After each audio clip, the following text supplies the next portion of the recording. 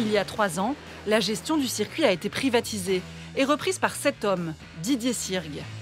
Depuis, la piste tourne plein pot, plus de 200 jours par an.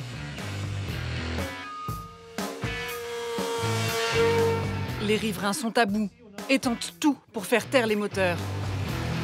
Didier Sirgue nous emmène sur les abords du site, car pour lui, le problème ne vient pas du circuit, mais de ceux qui ont construit des logements autour. Donc vous avez là une contradiction. Vous avez ici une ferme qui était là avant le circuit. C'est un ami de longue date, il était là avant le circuit. Il est super heureux que le circuit revive et retrouve son lustre, en tout cas une partie de son lustre. Et vous avez juste à côté un lotissement qui vient de se terminer il y a à peine un an, au bord du circuit. On ne sait pas pourquoi. Évidemment, ils seront mécontents dans quelques temps, parce qu'ils vont dire il y a du bruit. Mais pourquoi le lotissement est là, je ne sais pas. Mais du coup, ça continue, le séquestre continue de s'étendre et de se rapprocher du circuit. Le séquestre attire de plus en plus de nouveaux habitants parce que c'est pas cher. Vous avez les terrains qui se vendent ici, 25 000 € viabilisés. C'est tentant. Quand on achète le terrain, on achète le prix. Après, quand ils y habitent, c'est moins évident. Didier Sirgue reconnaît que le circuit tourne plus de 200 jours par an. Mais sans dépasser, dit-il, les 12 jours de compétition prévus par la Convention. Le reste, ce ne sont que quelques entraînements, des tests rapides.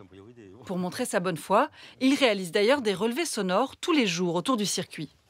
Celui qui est à Saint-Exupéry, l'avenue qui jouxte le circuit, de l'autre côté du village, 68 décibels.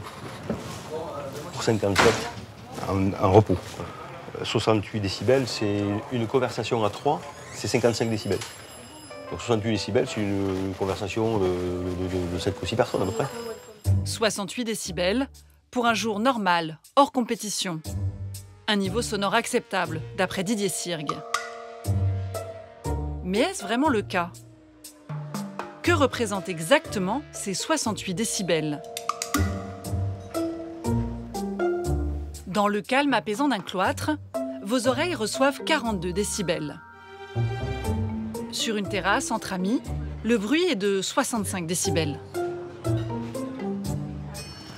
À près de 90 décibels, une machine de chantier peut vite vous rendre fou. C'est l'équivalent d'une moto à 10 mètres de chez vous. Pour Étienne Moulin, médecin spécialiste du bruit à Albi, plus que le niveau sonore, c'est la durée de l'exposition au bruit qui compte.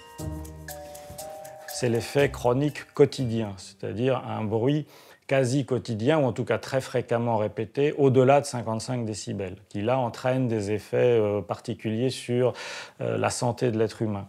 On pense qu'à partir de 55 décibels, on augmente de 4% le risque d'accident coronarien, c'est-à-dire d'infarctus du myocarde, d'artérite des membres inférieurs, bien sûr d'hypertension artérielle et d'accidents vasculaires cérébraux. Ces derniers mois, plusieurs dizaines d'arrêts maladie ont été déposés à cause du circuit. Cette exposition à plus de 55 décibels, nuisible pour la santé, est-elle vraiment permanente au séquestre? Nous sommes dans le centre-ville, lundi matin. Le championnat de Superbike est terminé depuis hier soir, mais voici ce qu'on peut entendre.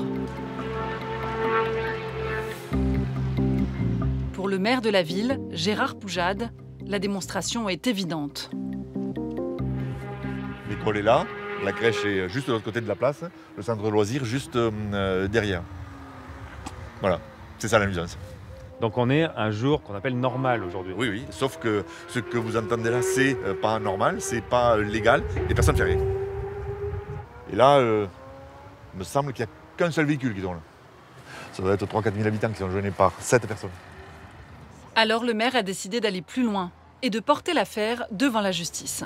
Aujourd'hui, ce qu'on fait, c'est on porte plainte une fois par semaine ou par quinzaine sur le nombre de jours qui sont comme ceci pour faire en sorte que le procureur se saisisse et diligente l'enquête. Il ne le fait pas.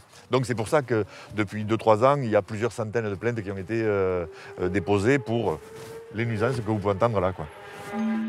Des plaintes pour l'instant restées sans réponse.